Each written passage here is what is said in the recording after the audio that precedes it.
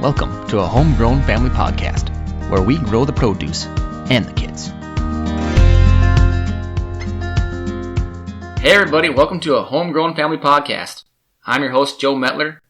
Today we're kind of continuing on a little bit from the last episode on how I shared my educational experience at NDSU, kind of shared my educational background with you all. And today I invited one of my good friends from NDSU, Vince, to join us. Fellow crop and weed science major. How you doing today, Vince? Doing really well, Joe. I'm really excited to be here. Thanks for having me. Yeah, no, I'm looking forward to this episode. It's going to be fun. We're going to talk a little bit about some different things at NDSU and our experience and some stories that we can all recollect and kind of share. I don't remember the exact time I met Vince, I don't think. I know eventually we ended up in the same apartment building, and so we grew a lot closer there. You know, being the same major, he was a year behind me in terms of education. I think I was a grade older than him. We did overlap on some courses and things, being a weed science major. Crop and weed science, I guess, is what they called it. Basically agronomy. I don't know when they switched it. It was like the 1990s or something. They switched it to crop and weed science, but I definitely remember going through the weed identification classes, and I think advanced weed ID, Vince, was our biggest hurdle, probably. Yeah, that was a tough class, I think, for everybody that was in it. I remember like just struggling and cramming for studies like with you and really kind of like, okay, like we could be able to get through this one because we had a good teacher, but he was tough. And previously, before this class, you take weed ID. You know, you start learning and identifying your common ragweed, your lamb's quarters, and all these different types of problematic weeds. You know, in this day and age, it's palmer and water hemp, right? It's kind of the big topic, you know. And we can get into that, but I don't know if we will today. That's a whole nother episode. Yeah. The Palmer Classic, as one of my colleagues would probably call it. That's awesome. Shout out to Quincy if he ever listens to this episode. And we also learned in that advanced weed ID a lot of the herbicide fate and action stuff, you know, how the herbicides work, how the pesticides work, how they go about, you know, binding enzymes and proteins and things to actually kill the plant, and how humans actually don't have the exact same proteins. And so a lot of these herbicides are essentially, dare say, inert to humans because they don't bind to the same enzymes as what plants have. So, you know, so we bonded over some college classes together, and then when Vince came rolling into the apartment, actually, it's the other way around, isn't it, Vince? It is. So there's this, well, I guess I get a little bit more background here too, but you kind of all figured this out from the last episode. I talked about how I was involved with Focus, the Fellowship of Catholic University Students, and I was involved with the Newman Center there as a Catholic, you know, devout Catholic practicing his faith. You know, I kind of discovered that a little bit in my college experience too. And I discussed that a little bit in the previous episode here. But Vince, why don't you just talk a little bit about what that Newman Center and what Focus meant to you, and then we can kind of go from there. Yeah, thank you very much, Joe. I think you hit the nail on the head that once you entered college, you really started to make the faith your own. You found people that had the like-mindedness that you did, who really cared about having a relationship with Jesus. And that was one of the first times I'd ever been told that Jesus is actually a personable relationship. And then once you realize that, it just blows your mind. There's nothing you won't do for God once you realize how much He loves you.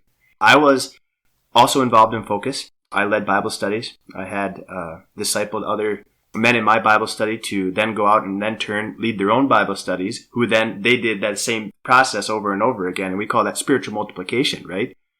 So that's one of the gifts that I was given, was the faith at NDSU. In my time there at NDSU, Father Cheney was instrumental, and I went to daily mass all the time. I saw just the love of the Lord just really grow in my own life, and then I wanted to share that with those that I met at NDSU. Wasn't afraid to talk about the faith. Wasn't afraid to go out and do barehanded evangelization. Do you remember doing that, like with Tim Olson and Lucas? Oh man, there's some, you're bringing up some terms where I'm like, oh yeah. There is a lot of times where you just go and you just, the whole point of barehanded evangelization is that the principle of that you don't prepare anything. In our case, we went with our Bible study leader, who was our discipler, who discipled us, and we just walk up to random strangers and just start having a conversation about Jesus with them. And talk about a humbling experience. There was a lot more rejection I had personally than the times that it went really well. But the times it went really well, they ended up coming to the Newman Center. They ended up joining a Bible study. They ended up having a personal relationship with Jesus. Like, that is the most gratifying and rewarding thing, is when you put yourself out there, you risk humiliation. But at the same time, the more you risk humiliation, the greater the reward. Because you realize that just like Jesus, we're celebrating the gift of Easter right now, right?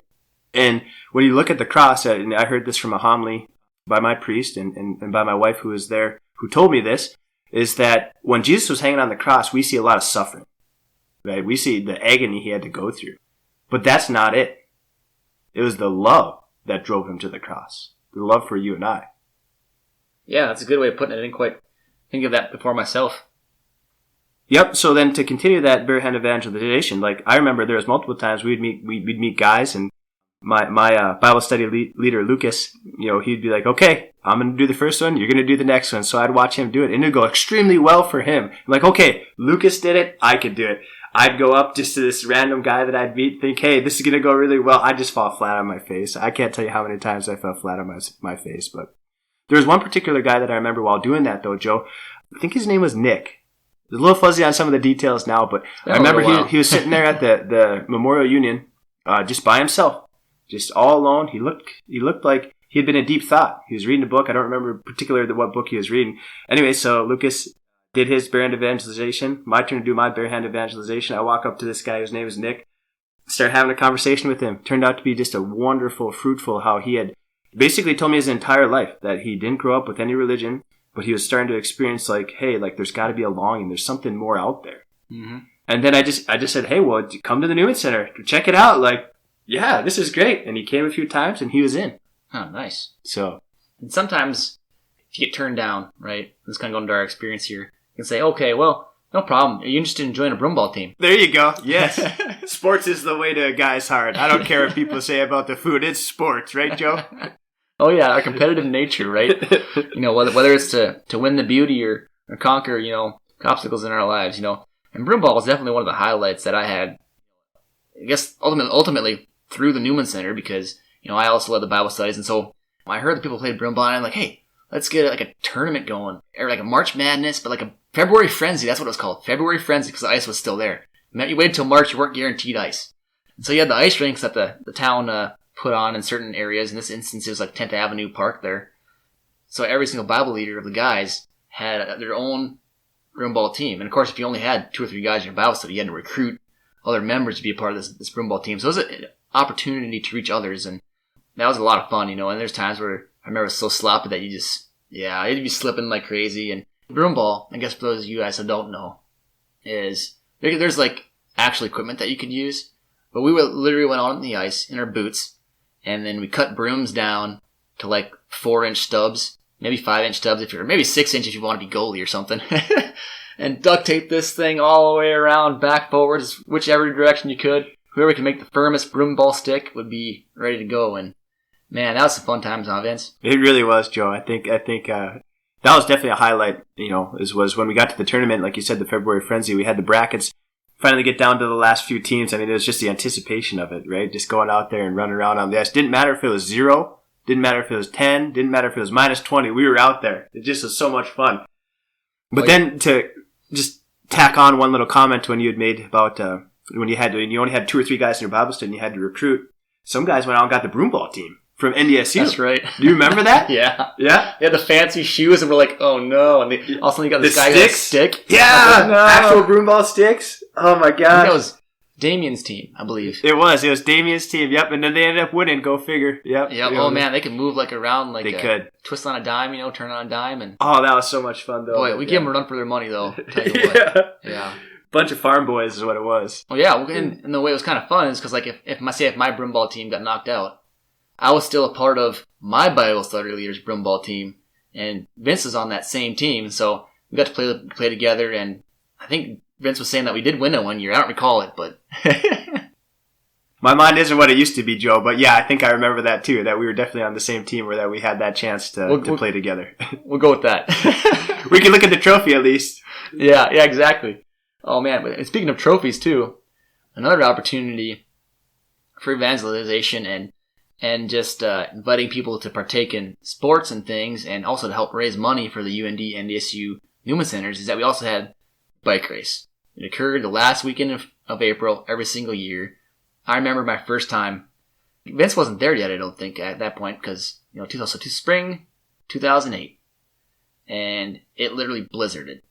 There's like a foot of snow the night before, and I didn't hear anything about it being canceled. I remember walking in, I was all decked out, and I was ready to rock and roll. And I walk in, there's no one else around. I'm like, well, aren't we going? Like, plows are on the roads, right? You know? But I remember just, it was like, I want to say it was maybe Steve, Tom, Andrea, and like Renee, that crew. I think they're all in there. And Kayleen was also there, and Father Cheney. And they're just like, oh, wow, who are you? Because I wasn't really involved with the Newman Center at that point in my life. You know, I was kind of hanging tight, just kind of seeing what things were like. I think I just recently joined a Bible study that semester. But yeah, that probably showed me more of the people that were in the Newman Center, you know, that were like more into their faith. And so that's probably a door in for me. But I just remember I was ready to go, and there's a foot of snow on the ground. That's just a testament to who you are, Joe. Competitive by nature. Foot of snow or not. Yeah, you say that. And then after a year, actually, I don't think, so my dad's a beast. And that first episode, The Man, the Beast, the Legend, it holds true. And everybody that goes to the Newman Center knows it. Because every year my dad's out there biking in this race. And I don't think he biked in it until after I graduated. Or maybe my last year there, he may have biked into it. But then all of a sudden, my siblings, who also came to NDSU, started biking also. And then Dad jumped in. And so I didn't get to race with him in my prime. But I did race with him later on in life. And I think I've only beaten him once. And there was one year I was like, oh man, I'm the only sibling that beat him. You know, one out of his 6 kids, or 6 sons, you know, that actually beat him in the bike race. Props to Lawrence. I think he did it once too, but I think we're the only 2. Yeah, Randy is a beast. Yeah. Oh my goodness. Another thing I thought about that brings back some memories is, speaking of racing and things again, kind of going on, I tell you, like Vince said, you know, sports is the way to man's heart. You have intramurals and all this stuff, and boy, if you're a girl that can set the ball, you know, you're good to go. But I was thinking about how, I think it was my sophomore year, maybe your freshman year, Vince? Yep. That we did a half marathon? Yes. We had like 5, 6 of us guys. Father Doug, you know, if any of you are listening that are from central Minnesota might know who Father Doug is, talk to him. He's the vocations director. Look him up. But we all ran in the marathon too, and half marathon, I mean. And that was a good time too. Yeah, that really was. I love that memory, Joe, is that Father Doug had just said, hey, I'm going to go to seminary. I'm not going to be here next year. I want you to run this half marathon with me. I'm like, okay, sweet. Like, yeah, that's great. Well, hey, we're going to go out and practice. We're going to do some practice runs. Do you want to come out with us? And so I'm like, yeah, that sounds great. As I'm sitting here, I know you guys can't see me, but I'm about 6 inches shorter than Joe and Father Doug and everybody else that they ran with. And they're on a whole different level when it comes to athleticism than me. I'm just little of me. I was a bench warmer. That was my job. So we go out for this first practice run, and their goal was to have a pace of like 6:30 or maybe 7 minutes or right around there if I remember. Yep. I'm like, yeah, I could do that. I think I got to the first block and I was out of breath. And I'm like, I can't do this. You guys go on. And you guys went on to run 10 miles that day. And I went back to my dorm and I thought, oh my gosh, how am I going to do 13.1 miles? I won't be able to do it. But the day of the race shows up. I didn't practice, mind you. I think I went on like 2 runs, like just like a couple mile runs. I'm like, yep, I'm good to go. I'll be all right. Day of the race, Father Doug and I are there. He's like, yeah, just prepare for the wall. And like my face goes white and I'm like, what is the wall? He's like, it's like when your legs don't want to work. And I said, okay, sounds great. Well, I did the whole marathon and I didn't ever run into the wall. The crowd carried me just like they said. And my time was 7:37 was my time. For your minute miles. For my minute miles. Nice. Without practicing for a half marathon. I couldn't do that now, but I was going to give a plug to your dad here too, but you beat me to it. But I remember Joe was all excited about his dad was going to run the marathon, half marathon with him that year too. And I remember that Joe was in the lead, and then his dad passed him, and they got to the very end, and Joe said he could almost see his dad, but he took control and just dominated Joe. So kudos to you, Randy. We're at 12 miles, and I'm like, Dad, my feet are killing me. And I'm like, I just need to walk just for 50 feet. He's like, go ahead. And so I started walking, and he just keeps on going. I'm like, no, heck, I thought you were stopping with me. So I walked my 50 feet, 100 feet, and I'm like, all right, I feel good. And I keep on going. I think I maybe caught a glimpse of him turning around the corner, going in the Fargo Dome, but yeah, he cruised, and then I couldn't catch him. But yeah. You know, he's actually looking to try to do a marathon here again in October. Holy cow. And he's turning 60 in November. I'll be darned. Yeah, he's looking at getting him and I think Brother Lawrence are going to go do that over in Bemidji, I think. Prepare to lose, Lawrence. Oh, funny. So, get off the sports a little bit. Kind of go back into our housing situation for a couple of years is that there was this house next to the Newman Center, and Vince and his friend Steve were living upstairs, and I moved in the middle floor with my friend Sloan and my friend Alex. And then after Alex graduated, my brother David moved in.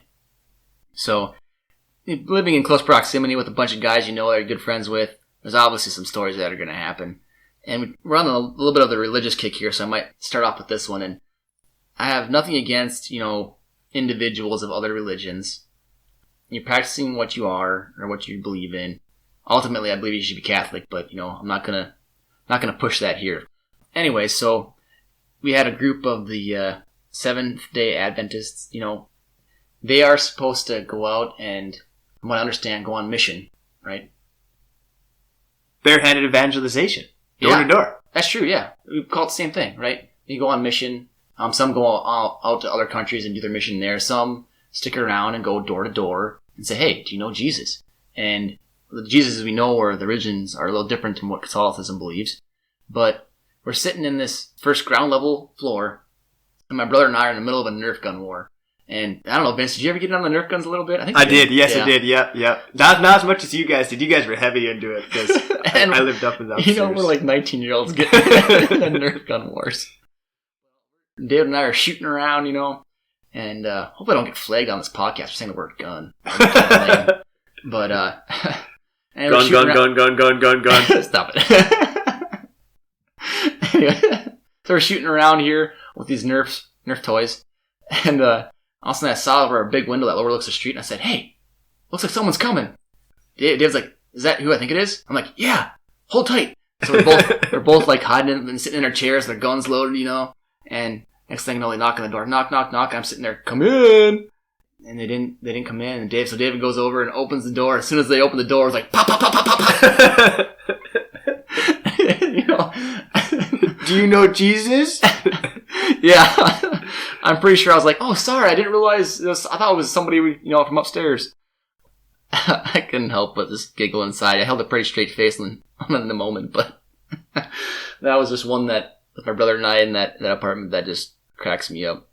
That's a good story, Joe. That's a very good story. A story that I wasn't a part of, but I heard was pretty good, is that upstairs, I don't know what time of year it was, but Tim and Vince are doing Insanity, like the physical workout. And they do it early, they do it late, they do it all sorts of times of the day. And so here I'm waking up at 7 a.m., all of a sudden you hear on the floor, just like they're doing their running in place or whatever they're doing. Yep. I mean, you have a story with that one? Yeah, absolutely, Joe. Yeah, that's a great segue into it. So Tim, Joe, and I, we lived in the upstairs apartment, and Tim and I decided that we were going to get fit, so we wanted to do something that was going to be worth our time. I think you invited me to do it, but I was kind of like, no, I like my sleep or something. I don't remember what my excuse was, but yeah, I was lame. Yeah, absolutely. So we found this program called Insanity. So my name is Vince, so we called it Vinsanity. I always did. Tim never did. So we would do it at like 6 in the morning. We'd get up at 6 a.m. because a lot of us had class at 8 o'clock in the morning. So we'd do it for an hour. It was a high-intensity interval training workout, HIIT. So you do like these really rigorous things for a minute. You'd stop for 10 seconds. You do them again for a minute. You stop for 10 seconds. You do them again for a minute. You do like a couple different reps and sets. So as the apartment above where Joe lived, the entire house shook when we did this. When we ran in place, and when we did burpees, when we did jumping jacks, we did all these different exercises. So I remember one time though, Joe's like, "Hey, like I appreciate you guys, wanting to work out and get fit and all, but he's like, could you guys do it at a different time? Like I was up really late last night, like I was studying for a test, and then at 6 a.m. you guys are banging around on the floor." So I tell my roommate Tim, and I say, "Yeah, like Tim, like Joe wants us to maybe do this a little bit later." And he's like, "Nah, he should be up cooking breakfast at that time." So we kind of carried on for a while, and then he ended up getting hurt, and I actually ended up getting hurt actually playing broomball. I got hurt playing broomball, so we kind of melted away from that. But yeah, I'd say for a solid three weeks, we were up every morning at 6 a.m. pounding on the floor. That's not where I thought you were going to go with this, because I remember one instance, Vince coming down after this workout, and he goes, "Dude, you won't believe this." Yeah, you're giggling to yourself, no? I don't remember this. I remember you coming up and like, "Dude, Tim just threw up all over." Oh, yeah. Right? Yes. The very first workout we did, you're right. Oh, I do remember that. That was sick.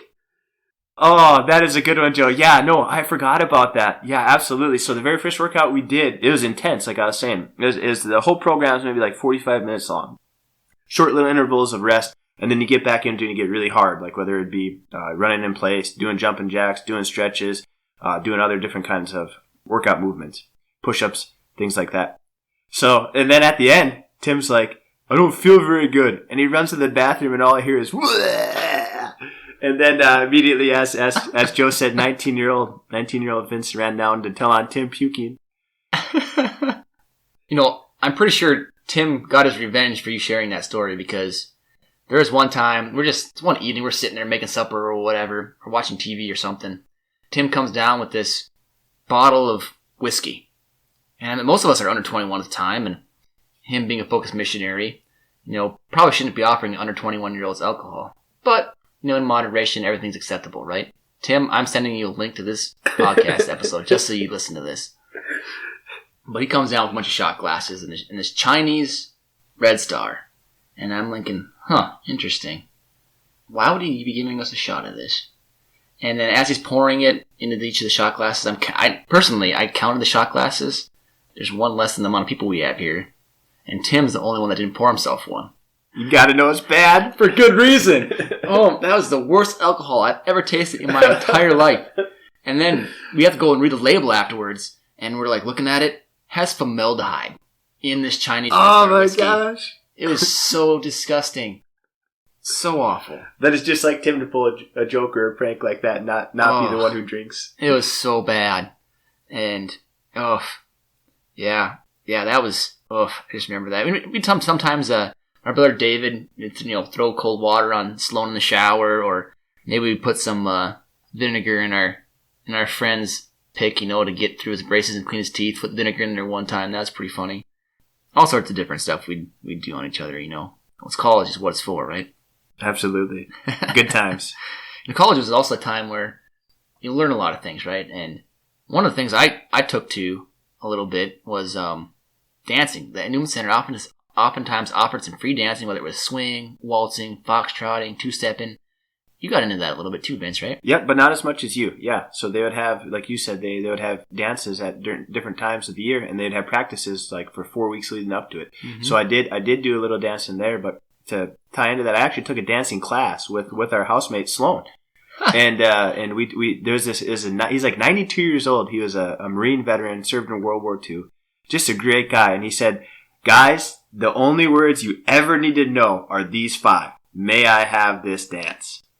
Nice. And he said he had danced with queens, he had danced with princesses, he had been all over the world doing all these different kinds of dances. So I did get into it that way a little bit, but not so much at the Newman Center at the time that they offered it. It would have been a little later when I got into dancing. And anytime you get into these dances, as a guy trying to strive to be the best version of himself and the best Catholic man that he can be, what better place to be than a Newman Center dance? Absolutely. It's like a 1-to-5 ratio.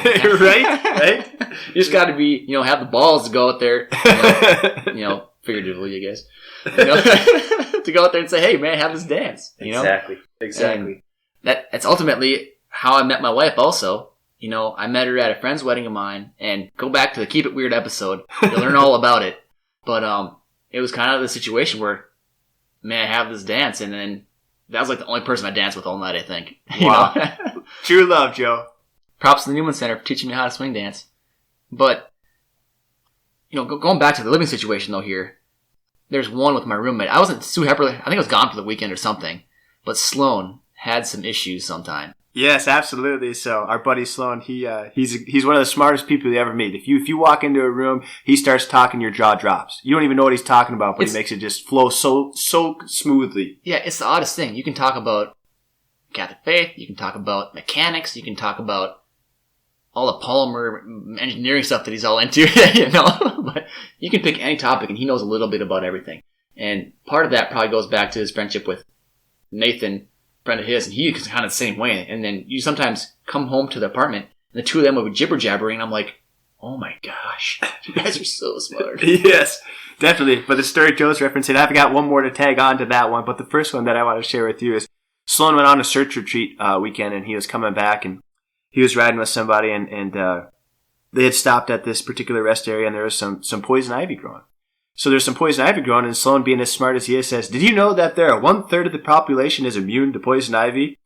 And he kept telling, "I'm immune to it. I'm immune to it. I'm immune to it." So finally, the person he was with said, "Prove it." So he went and he rolled around in poison ivy, got back up. They drove home the rest of the way. "See, I'm not allergic to it." A couple of days later, he starts getting these little bumps on his arm, and he's like, "Man, I think I got bed bugs in my bed." So Sloan, being the nerd he is, he tears the thing apart. Literally just breaks his bed down and says, "Where are these bed bugs at?" And day after day after day after day, he's like, "Man, these bed bugs are just getting really bad. I'm really getting bit up." Finally goes to the doctor because he couldn't take it so much. Poison ivy.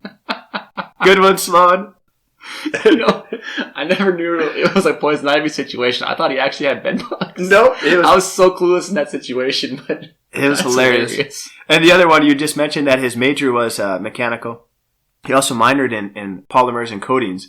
Well, one time he was trying to fix a door handle, and Sloan is as cheap as they come. He's very tight with his money, which is probably why he's so smart. He's wise. He's resourceful. Yeah, exactly. So he gets this new door handle, and he's like, "Oh, well, I'll just paint it. I'm in polymers and coatings. That's my minor. I know what to do." He melted the door handle down instead of getting it the right color to match the vehicle. It melted down. And someone was joking, I remember this conversation, and they said, "Sloan, isn't your minor in polymers and coatings?" And he said, "Shut up." And then we moved on. So Sloan has a lot of good stories like that. He used to make mead in the apartment. Do you remember that? Oh, yeah. He used to make homemade mead. The one turned good. I think the one was not so good. Yeah, we drank it anyway. It's unfortunately that our friend Sloan, and yes, I'm going to bash you a little bit here, Sloan, and then send you the link to this podcast, but is that we called him right before we were going to do this episode. Because I figured, oh man, what better person to have it in conjunction with Vince on this episode? It'll be classic. And, what do you have, laryngitis? Laryngitis. That was his excuse. Yeah. Lame. But, kind of wrap this episode up. I'm going to dig a little bit deeper here for a second, Vince, and you can kind of follow me on this. And we talked about broomball, we talked about bike race, we talked about dancing and all these different things, Nerf wars. There's always, in those situations, something that wants conquering, right? Bring this back from one of my first Bible studies. I think it's the book called Be a Man. And you need an adventure to live. And it's like all these different races and things have an adventure with a goal in mind. You need a beauty to fight for, right? Whether that beauty is a woman or that beauty is the Lord. And then do you remember that there's one more? No, I don't. The one thing that kind of wraps in with that is that your beauty can never be your adventure. So, in a relationship, right, you don't want to have your beauty be your adventure because then you're just pursuing her like you should, but in an inappropriate way. And you should be inviting this beauty of yours into the adventure that you have in place. So whether that adventure is ultimately your vocation, whether it's to be married, be a priest or be a single person, that's ultimately your higher up adventure. Within there, you should have smaller adventures that you're inviting your spouse or inviting friends or to pursue that goal with you. Absolutely. That's beautiful, Joe. So I don't know, that's something that I'm always keeping in mind. And we're talking about, a homegrown family. And in this episode, I don't necessarily focus on that. This is kind of part of my story, my adventure, right? Telling little bits and pieces of it along the way. And I mentioned that in the beginning, in the intro, even if you haven't listened to it.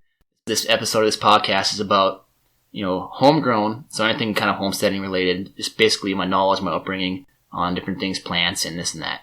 And then you got the homegrown family, so the family component of it, which is, how we got raised, how we're going to raise our kids.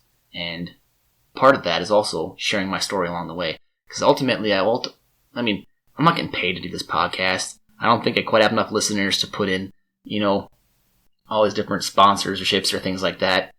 And I don't really want to bore you guys with ads. So I'm pretty sure I'm going to get a sponsorship hooked up here eventually, and you'll see it in the show notes. If you want to click on it and shoot me $10 because you're enjoying the episodes, great. If not, I'm going to try to keep on doing this. But my goal is to help share information about my life and those I love, especially my grandparents and my dad, people that might not be around for forever, and help spread that to the younger generations. I know my cousins, they're enjoying these episodes, hearing the ones that, especially the younger ones, that are still in high school and stuff. they're enjoying these episodes, hearing, oh, Uncle or your cousin Joe, what the heck was he doing? What was he thinking? Or this or that. So I've been really enjoying these episodes. You can follow me at homegrownfam, or you can email me at homegrownfam@gmail.com. Please feel free to rate my podcast, give it a 5-star, that'd be awesome. And also, the host platform that I use tracks downloads. And the amount of downloads you have allow your ability to either, obtain sponsorships and things like that. So if you want to download my episodes rather than just straight streaming them, that'd be awesome too. So, Vince, I appreciate you coming on this episode. I really enjoy it, and I'm looking forward to more. Absolutely, Joe. I hope to come on again. Thank you very much. All right. Till next time, everybody.